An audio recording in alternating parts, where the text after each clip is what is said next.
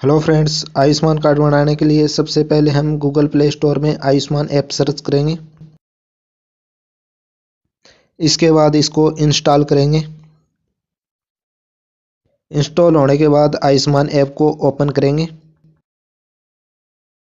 इसके बाद यहाँ एक्सेप्ट पर क्लिक करेंगे। इसके बाद नीचे आएंगे और लॉगिन पर टिक करेंगे। इसके बाद हम यहाँ बेनिफिशियरी पर टिक करेंगे और यहाँ पर अपने कोई भी मोबाइल नंबर डालेंगे। इसके बाद यहाँ राइट पर क्लिक करेंगे। अब यहाँ वेरीफाई पर टिक करेंगे।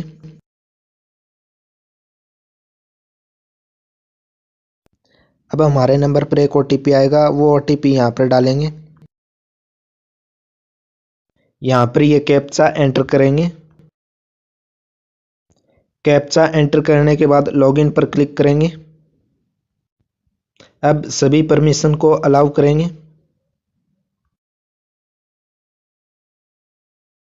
अब हमारे सामने ऐसा सा पेज खुल जाएगा। यहाँ पर हम अपना स्टेट सेलेक्ट करेंगे। अब स्कीम ऑप्शन पर टिक करके पीएमजेएवाई ऑप्शन को सिलेक्ट करेंगे।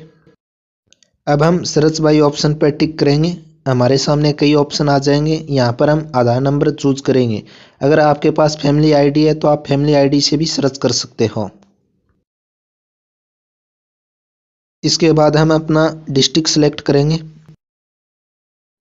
अब हम यहाँ पर अपने आधार नंबर एंटर करेंगे।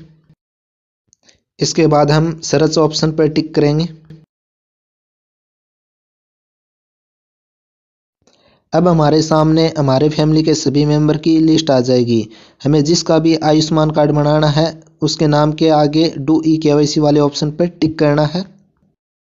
इसके बाद आधार ओटीपी को सिलेक्ट करना है। इसके बाद वेरीफाई पर टिक करना है। अब हमें यहाँ पर नीचे आना है और जो यहाँ पर बॉक्स दिखाई दे रहा है उस पर टिक करना है। इसके बाद यहाँ अलाउ ऑप्शन पर टिक कर देना है। अब फ्रेंड्स थोड़ा धैर्य बना करके आपके सामने ऑटोमेटिक ही ओटीपी की स्क्रीन आ जाएगी। आपको फिर से वेरीफाई पर क्लिक नहीं करना है।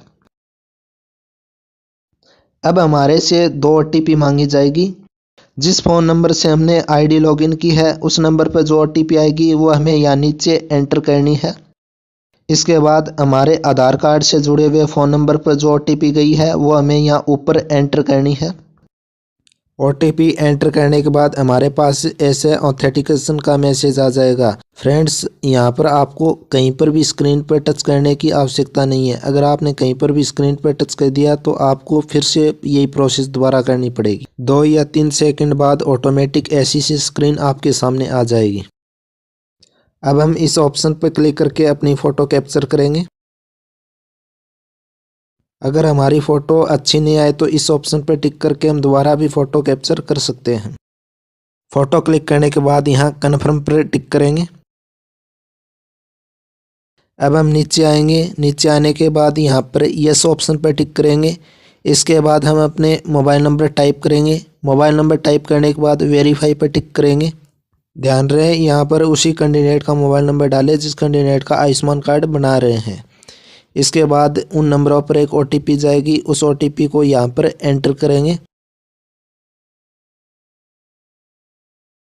उसके बाद यहाँ पर हम कैंडिडेट का परिवार के मुखिया से रिलेशन सिलेक्ट करेंगे।